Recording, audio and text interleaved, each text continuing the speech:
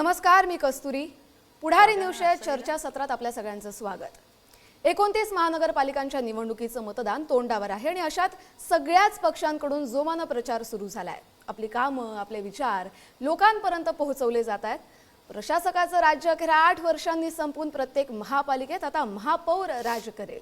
याच सगळ्या राजकीय घडामोडींबाबत आज आपल्यासोबत चर्चा करण्यासाठी आहेत रोखठोक मतं मांडणाऱ्या, निर्भीडपणे बोलणाऱ्या, प्रसंगी आक्रमक मतं मांडणाऱ्या भाजपच्या विधान परिषदेच्या आमदार, भाजपच्या महाराष्ट्र प्रदेश महिला आघाडीच्या अध्यक्षा चित्रा वाघताई. चित्रा वाघ, तुमचं मनापासून स्वागत पुढारी न्यूजमध्ये. नमस्कार. सगळ्यात आधी तर महापालिका निवडणुकीच्या तोंडावरती मुंबईमध्ये एक मोठा ट्विस्ट आला, तो म्हणजे ठाकरे बंधू एकत्र आले. काल ठाकरे बंधूंची सभा देखील पार पडली, त्यांची मुलाखत झालेली आहे आणि पहिली सभा मुंबईतली काल त्यांची झाली आणि यात अर्थात त्यांनी भाजपवरती सडकून टीका केली आहे. मुद्दा त्यांचा महत्त्वाचा होता अदानी ग्रुप संदर्भातला, की त्यांनी असं म्हटलं की अदानी 2014ला त्यांचे प्रकल्प खूप कमी होते अख्ख्या देशभरात, महाराष्ट्राला धरून, पण आता 2025 पर्यंत अदानीने संपूर्ण देश गिळून टाकलाय. त्याचबरोबर त्यांनी अण्णामलाई, कृपाशंकर सिंग जे भाजपचे नेते आहेत, त्यांची मुंबईवरची जी विधानं आहेत, मुंबईला महाराष्ट्रापासून तोडलं जातं असं म्हणत त्यांनी आरोप केलेले आहे. तुमचं काय मत आहे? सगळ्यात पहिल्यांदा तर ज्या वेळेला निवडणुका येतात त्यावेळेला ठाकरेंची स्क्रिप्ट ही तयार असते आणि त्यातलं पहिलं वाक्य असतं ते म्हणजे मुंबई ही महाराष्ट्रापासून तोडणार. मला या संदर्भात पुढारीच्या माध्यमातून महाराष्ट्रातल्या तमाम जनतेला सांगायचंय, या संदर्भामध्ये या आधी सुद्धा भारतीय जनता पार्टीचे आमचे सर्वोच्च नेते, राज्याचे मुख्यमंत्री सन्माननीय देवेंद्रजी फडणवीस यांनी आपली भूमिका स्पष्ट केली आहे. कोण मुंबईला यापासून तोडू शकत नाही महाराष्ट्रापासून, हे त्यांनी 10 वेळा, 100 वेळा, 1000 वेळा स्पष्ट केलेलं आहे. परंतु प्रत्येक वेळेला तेच बोलून त्या ठिकाणी वातावरण गढूळ करायचं काम हे या ठाकरे बंधूंकडनं केलं जातं. दुसरं, तुम्ही म्हणालात की एक ट्विस्ट आलाय आणि त्याच्यामध्ये 2 भाऊ एकत्र आले. त्याने काय फरक पडतोय मला तुम्ही सांगा. त्याने काय फरक पडतोय? त्यांनी एकत्र येणं ही त्यांची अपरिहार्यता आहे, अगतिकता आहे असं मी म्हणेन. कारण आज त्यांच्या समोर भारतीय जनता पार्टी, शिवसेना यांचं एक तगडं आव्हान त्यांना समोर दिसतंय. त्यामुळे त्यांचं एकत्र येणं याच्याने जनसामान्यांना काय फायदा होतोय का, हे जर तुम्ही बघितलं तर त्याचं उत्तर नाही आहे. कारण आज काही पहिल्यांदा नाही, एका भावाकडे 25 वर्ष मुंबई महानगरपालिकेची सत्ता होती. काय केलं मुंबईकरांसाठी सांगा ना. मराठी माणूस म्हणून प्रत्येक वेळेला भावनिक आवाहन केलं गेलं, पण त्या मराठी माणसासाठी काय केलं? आज त्या मराठी माणसाला विचारा, तो का विस्थापित झालाय मुंबईतनं, याची उत्तरं सुद्धा ठाकरेंना द्यावी लागणार आहेत. आणि दुसऱ्याकडे नाशिकची सत्ता दिली होती, काय केलं नाशिकला? त्यानंतर जे नाशिककरांनी त्यांना नाकारलं ते आजतागायत नाकारलेलं आहे. त्यामुळे मला असं वाटतं की हे टोमणे, ही टीका, प्रत्येक भाषणामध्ये येऊन टोमणे मारणे, टीका करणे, याने लोक कंटाळले आहेत. लोकांना टोमणे टीका आवडत नाहीत आणि फक्त भाषणांनीही लोकांचं पोट भरत नाही. लोकांना विकास हवा असतो, लोकांना डेव्हलपमेंट हवी असते आणि आजच्या तारखेमध्ये महाराष्ट्रामध्ये खऱ्या अर्थाने विकास घडवणारा, विकासाचं विजन असणारा एकमेव नेता, त्याचं नाव देवेंद्र फडणवीस आहे. ताई, त्यांनी कालच्या सभेत अजित पवार यांच्यावरती देखील विधान केलं की भाजपनं अजित पवारांबरोबर युती करण्याआधी भरपूर आरोप केले त्यांच्यावरती, बैलगाडी भरून पुरावे आणले, पण ते पुरावे गेले कुठे आता? आणि जर हे आरोप खोटे आहेत तर आता त्यांनी अजित पवार यांची माफी मागावी असं म्हणतात. तर भाजप अजित पवार यांची माफी मागणार का, की पुरावे सादर करणार त्यांच्या विरोधातले? नाही, या संदर्भामध्ये आमच्या बावनकुळे साहेबांनी परवाच त्यांची स्टेटमेंट जे कोणालाही क्लीन चिट दिलेली नाहीये, कुठलेही आरोप मागे घेतलेले नाहीये. त्याची सत्यता आणि त्याच्याबाबतचं जे काही काम आहे ते काम त्या ठिकाणी चालू आहे. त्याचा रिपोर्ट येईल आणि रिपोर्ट आल्यानंतर जे सत्य असेल ते लोकांच्या समोर येईल. बरं, वारंवार जेव्हापासून ठाकरे बंधू एकत्र आले, तर राज ठाकरे, उद्धव ठाकरे असू देत, ते मुंबईकरांना एक इमोशनल कॉलिंग्स देत आहेत, सतत भावनिक साथ घालतात. या मुंबईकर हे भावनिक साथ ऐकतील का? आणि त्याचा कुठेतरी या महापालिकेच्या निवडणुकीमध्ये भाजपला फटका बसेल का? मुंबईतलं हे जे वार आहे ते नक्की कुठल्या बाजूला वाहते, तुम्हाला काय वाटतं? कस्तुरी, मला तुला सांगायचंय की मी आता सध्या ज्या विभागात काम करतेय ती आहे शिवडी विधानसभा. या शिवडी विधानसभेला एकेकाळी ज्या वेळेला दगडूदादा वगैरे आमदार होते त्यावेळेला या विधानसभेला असं म्हणायचे की हा शिवसेनेचा बालेकिल्ला आहे. जो त्या ठिकाणी परळ, लालबाग हा जो कष्टकऱ्यांचा बेल्ट आहे, जो गिरणी कामगारांचा बेल्ट आहे, विचारा ना यांनी काय केलं. मी ज्या ठिकाणी काम करतेय त्या ठिकाणी जिजामाता नगर आहे, त्या ठिकाणी अभ्युदय नगर आहे. आज जिजामाता नगरमध्ये माझं चॅलेंज आहे, कोणी एक दिवस त्या ठिकाणी राहून दाखवावं. कशा पद्धतीमध्ये लोक तिकडे राहत आहेत. अहो 25-30 वर्ष यांच्या तोंडाला पानं पुसली. आता तुमचा विकास होणार आहे, नंतर तुमचा विकास होणार आहे, मग याला द्यायचं का त्याला द्यायचं, असेच सगळे प्रकल्प रखडवले. 10-12 नाही 25-30 वर्ष. अभ्युदय नगरचा 25-30 वर्ष. त्यांना वाटत नाही मराठी माणसाने चांगल्या घरात राहायला जावं, मोठ्या घरात राहायला जावं. आज त्या ठिकाणी पुनर्विकासाचं काम होतंय. काम कोण करतंय? काम करतात देवेंद्र फडणवीस. आज त्या ठिकाणी अभ्युदय नगरला 641 चौरस फुटाचं घर मिळणार आहे. एक कार पार्किंग मिळणार आहे. 5 लाखाचा कॉर्पस फंड मिळणार आहे. मराठी मराठी मराठी म्हणून बोंब मारता मराठी लोकांसाठी केलं काय ते एक तर सांगा. बरोबर. ठाकरे बंधूंनी हाच मराठीचा मुद्दा असा जोमानं पकडून धरला की मराठी माणसासाठी आम्ही एकत्र आलेलो आहोत आणि मराठी माणूस आता मुंबईतून दूर होत चाललाय, त्याला वाचवण्यासाठी म्हणून ही निवडणूक आम्ही लढवतो एकत्र, असं म्हणून ते एकत्र आलेत.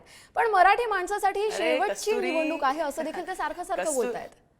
अरे कस्तुरी, ही शेवटची निवडणूक मराठी माणसासाठी नाही, यांच्यासाठी आहे, यांच्या अस्तित्वासाठी आहे, यांच्या त्यांचं हे मुलांच्या निर्धार आहे अस्तित्वासाठी की आहे. मराठी माणूस आज चुकला ज्या तर संपला, पद्धतीने म्हणजे त्यांचा पक्ष संपेल असं. अगदी 100%, 25 वर्ष, अगदी 100%, 25 वर्ष, 30 वर्ष मराठी मराठी मराठी मराठी आणि मराठी करून मराठी माणसाचं वाटोळं यांनी केलेलं आहे, वाटोळं.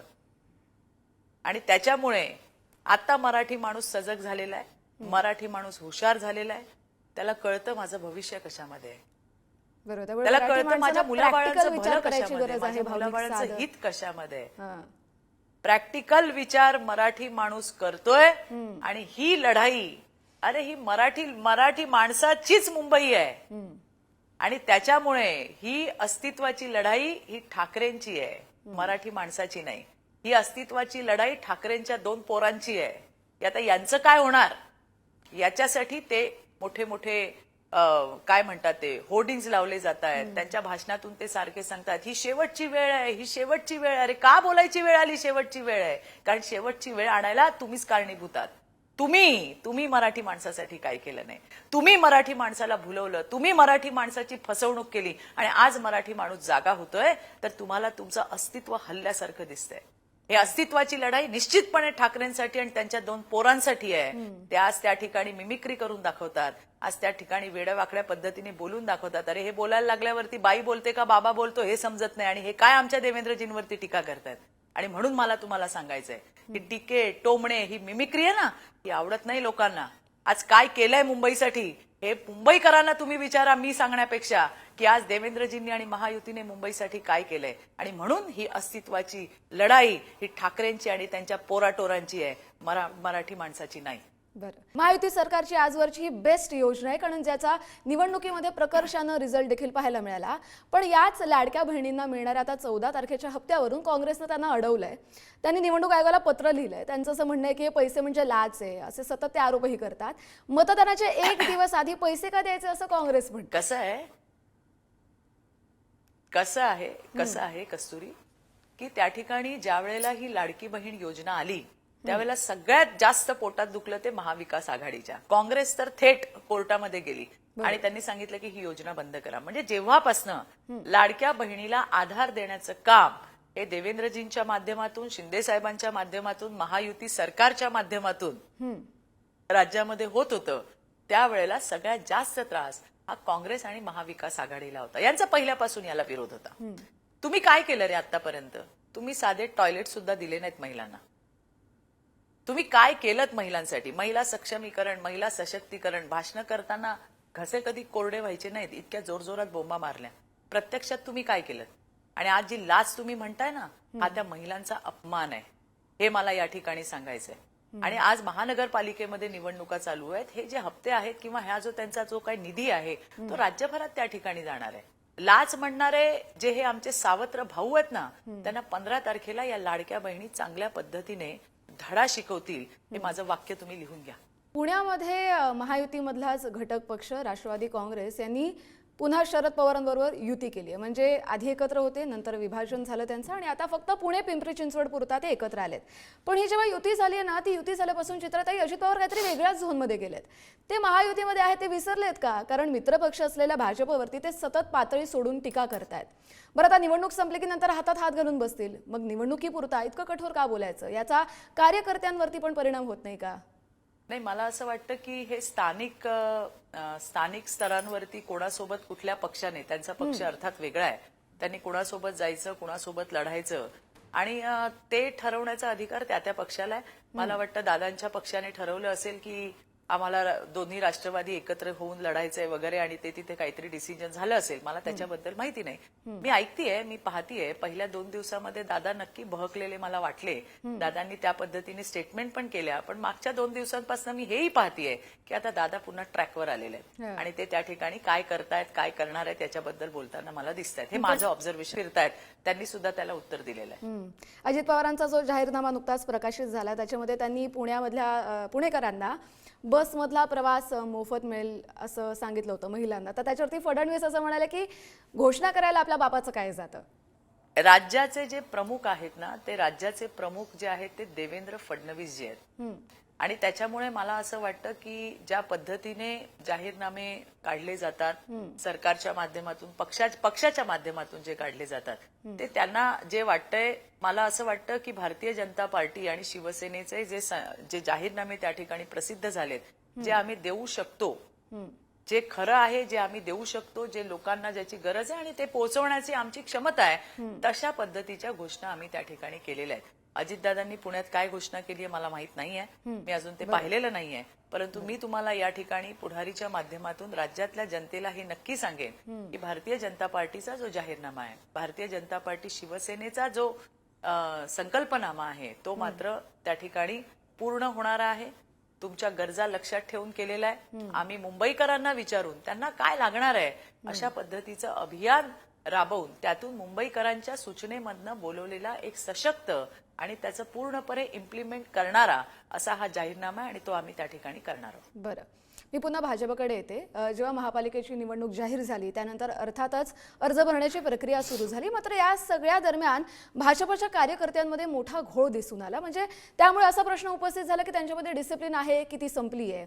कारण ही जी निवडणूक आहे स्थानिक स्वराज्य संस्थांची, ती कार्यकर्त्यांची निवडणूक आहे. पण त्यांना जी सध्या नाराजी त्यांची जी आहे ती भाजपवर बूमरँग होईल का? कारण त्यांचं असं म्हणणं आहे की स्थानिक पातळीवरती सर्वे केला जातो, त्यामुळे आमचं नाव पुढे केलं जातं, पण जे दुसऱ्या पक्षातून येतात त्यांना उमेदवारी दिली जाते. त्यामुळे त्यांनी खूप रोष पण व्यक्त केला होता. याचा कुठेतरी स्थानिक पातळीवरती भाजपला परिणाम भोगावा लागेल. नाही कस्तुरी, खरी गोष्ट आहे की लोकांमध्ये, कार्यकर्त्यांमध्ये रोष होता. कारण गेली 7 वर्ष निवडणूकच झालेली नाहीये आणि या 7 वर्षामध्ये खूप सगळी लिडरशिप ही पुढे पुढे पुढे येत होती. प्रत्येक जण काम करत होता आणि प्रत्येकालाच वाटतं की मला तिकीट मिळालं पाहिजे, त्याच्यात काही गैर सुद्धा नाहीये. त्यातनं काही घटना घडलेल्या आहेत, ह्या मान्य कराव्या लागतील. परंतु त्याच्यानंतर आमचे नेते हे त्यांच्या घरी जाऊन त्यांनी समजूत काढली आहे. बऱ्यापैकी मला वाटतं 80 ते 90% लोकांना समजवण्यामध्ये आम्हाला यश सुद्धा आलेलं आहे. शेवटी पार्टीची लोक आहेत ती आणि त्यातले सगळेजण आता उमेदवारासोबत प्रचार करताना सुद्धा मला राज्यामध्ये फिरताना मला दिसत आहेत. मग त्या महिला असतील, मग त्या पुरुष असतील आणि जे काही 8-10% ज्यांनी या बंडखोरी केली, ज्यांनी अर्ज मागे घेतले नाहीत, त्यांना मात्र निलंबनाची कारवाई त्यांच्यावरती झालेली आहे. आणि त्यामुळे मला असं वाटतं की 7 वर्षाचा गॅप हा फार मोठा गॅप आहे आणि इतके वर्ष आपल्या निवडणुकाच झाल्या नाही आणि त्यामुळे प्रत्येकाची ती इच्छा असणं यात काही गैर नाहीये. परंतु आता मला तुम्हाला सांगायचंय, सगळेजण हातात हात घालून जो पक्षाने उमेदवार दिलेला आहे त्याच्यासोबत प्रचार करताना दिसत आहेत. बरं, निवडणुका घोषित झाल्या आणि त्याच दरम्यान महायुती असेल किंवा महाविकास आघाडी असेल, त्या 2 युतींमधले जे घटक पक्ष आहेत त्यांचं परमिटेशन्स, कॉम्बिनेशन्स आपण पाहिले. बऱ्याच ठिकाणी शिवसेना भाजप एकत्र आहे, बऱ्याच ठिकाणी शिवसेना राष्ट्रवादी एकत्र आहे, बऱ्याच ठिकाणी भाजप राष्ट्रवादी एकत्र आहे. असे जे कॉम्बिनेशन्स आहेत त्यामुळे ही जी गणितं आपण जुळवतोय किंवा ही गणितं जी जुळवली जात आहेत त्यामुळे कुठेतरी विचारधारा धुसर होत चालली असं तुम्हाला वाटतं का? नाही, शेवटी विकासाचा अजेंडा घेऊन पुढे जातोय. बऱ्याच ठिकाणी शिवसेना आणि आम्ही भारतीय जनता पार्टी आम्ही वेगळे लढलो, बऱ्याच ठिकाणी आम्ही एकत्र लढलो. शेवटी विकास जो आहे तो केलेला लोकांपर्यंत पोहोचवणं आणि लोकांची पसंती ज्या पक्षाला आहे तिथे त्या ठिकाणी निवडून येणं हीच प्रायोरिटी आहे आणि त्याच तत्वावरती आम्ही सगळ्यांनी मैत्रीपूर्ण लढती सुद्धा त्या ठिकाणी दिलेल्या आहेत आणि त्यातनं नगरपालिकेचे जे निवडणुकामध्ये रिझल्ट आपल्याला दिसला, आज भारतीय जनता पार्टी 1 नंबरचा पक्ष म्हणून देवेंद्रजींच्या नेतृत्वामध्ये महाराष्ट्रामध्ये आला. मी आता फक्त मुंबईच नाही, इतरही ठिकाणी फिरले, प्रवास केला, त्याही वेळेला लोकांशी बोलले, लोकांशी संवाद केला. त्यावेळेला माझ्या लक्षात आलं की लोकांची विकासाला पसंती आहे आणि म्हणून या महानगरपालिकेमध्ये सुद्धा 16 तारखेला 1 नंबरची पार्टी ही भारतीय जनता पार्टी असेल. बरं, ताई, तुम्ही नेहमीच महिलांचे प्रश्न आक्रमकपणे समोर घेऊन येत असता आणि अशात महिलांसाठी किंवा त्यांच्या सक्षमीकरणासाठी, त्यांच्या सुरक्षिततेसाठी काय उपाययोजना झाल्या पाहिजेत असं तुम्हाला वाटतं, ज्या झालेल्या नाही आहेत किंवा ज्या मार्गावर आहेत? बघा, मी तुम्हाला सांगते की लॉ अँड ऑर्डर महिलांसाठीची जी सुरक्षितता आहे ती अत्यंत महत्वाची आहे आणि त्याच्यामुळे आता 112 सारखी चांगली हेल्पलाईन ही सरकारने त्या ठिकाणी आणली आहे. एवढंच नाही, आपल्यासाठी महत्वाचं म्हणजे ज्यावेळेला लैंगिक अत्याचार होतात त्यावेळेला अत्यंत महत्वाचे इव्हिडन्स असणारे आणि ते शोधून काढणारी, ज्याला आपण फॉरेन्सिक व्हॅन म्हणतो, ती फॉरेन्सिक व्हॅन ज्या आहेत त्या आज देवेंद्रजींनी मला वाटतं 290 व्हॅन्स महाराष्ट्रामध्ये आणल्यात. त्याचा फायदा हा या हरामखोर आरोपींना पकडण्यासाठी होणार आहे. आता तू म्हणशील की काही त्रुटी आहेत का, तर 100% आहेत. मला स्वतःला असं वाटतं की डीव्हीच्या केसेस, डोमेस्टिक व्हायलन्सच्या, ज्या वर्षानुवर्ष चालतात आणि त्याच्यामधून त्या बाईला रिलीफच मिळत नाहीये, तर त्याच्यामध्ये थोडी सुधारणा आणण्याची अत्यंत गरज आहे. काही ठिकाणी प्रशासकीय यंत्रणेवरती सुद्धा ही कामं लवकर लवकर महिलांची व्हायला हवी. फास्ट ट्रॅक कोर्ट्स आपल्याकडे आणखीन चांगल्या पद्धतीने कसे काम करतील त्यासाठी त्या ठिकाणी काम होणं गरजेचं आहे असं मला वाटतं. या विषयांवरती सतत आम्ही त्या ठिकाणी आवाज उठवत असतो, बोलत असतो, मुख्यमंत्र्यांकडे निवेदन देत असतो आणि मला हेही सांगायचंय की महिलांच्या सुरक्षेच्या बद्दल, महिलांच्या सक्षमतेच्या बद्दल, म्हणजे फक्त सक्षम म्हणजे आर्थिक सक्षम व्हायला पाहिजे, या बाबतीमध्ये जेव्हा जेव्हा आम्ही मुख्यमंत्र्यांची वेळ घेतलेली आहे, त्यांच्याशी आम्ही चर्चा केलेली आहे, बोललेलो आहोत, त्यावेळेला प्रत्येक वेळेला एक सकारात्मक असा दृष्टिकोन हा स्वतः मुख्यमंत्र्यांचा त्या ठिकाणी राहिलाय. लाडक्या बहिणीसोबतच आता लखपती दिदी त्या बहिणीला बनवायचं काम म्हणजेच आर्थिक सक्षम करायचं काम सुद्धा देवेंद्रजी त्या ठिकाणी करतायत. त्याचबरोबरीने आता क्लस्टरमध्ये की ज्या या लाडक्या बहिणी आहेत त्यांच्यामध्ये क्लस्टर उद्योग आपल्याला काही चालू करता येईल का याच्याबद्दलचा त्यांचा विचार चालू आहे.